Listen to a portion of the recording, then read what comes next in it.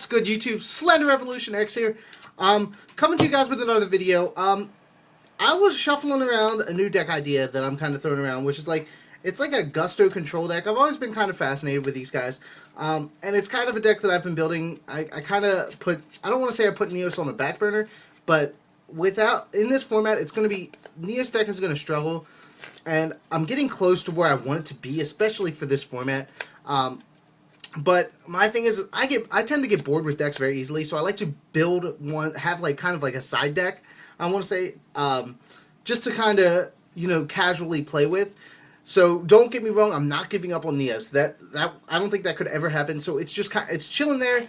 I'm gonna do some more videos for it. Don't get me wrong. But like I said, I need something else to like kind of keep me entertained. With the lack of Stratos and things like that. So that's a whole other thing entirely. I was messing around with this deck, and it came up with the inspiration for this video. And essentially, I know the title is, it's not about what you know, it's about what you don't know.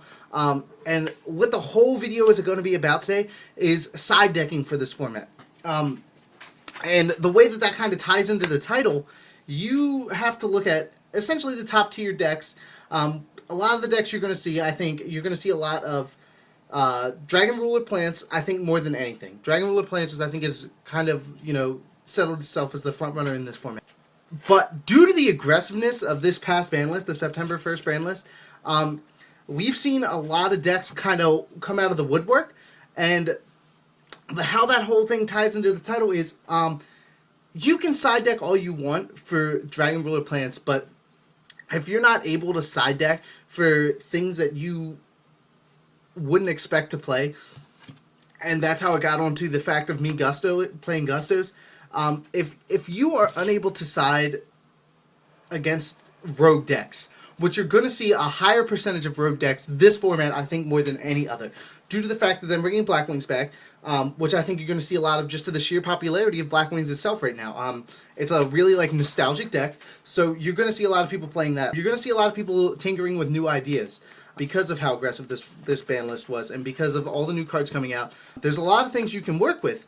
I think what you're going to see, and due to the fact that you only have 15 cards that you can use in your side deck, and essentially you want to probably use two of three ofs. You're not going to see a lot of one ofs in your side deck, because essentially if you're siding that card, you want to see that card. And having more of said card, you're going to draw it more often. So you only have 15 cards in your side deck. I think at any given event, you could run into essentially, you know, 10 to 15 different decks working your way through the rounds. So I think side decking this format is going to be incredibly tough. So I think it's going to be interesting to see what people start siding. I think it's going to be interesting to see what people are going to start siding due to this broad spectrum of decks that we're going to see. Because it's very hard to side for such different styles. I know Dragon Ruler Plants is kind of, you know, a fast-paced deck. It's a fast, aggressive deck.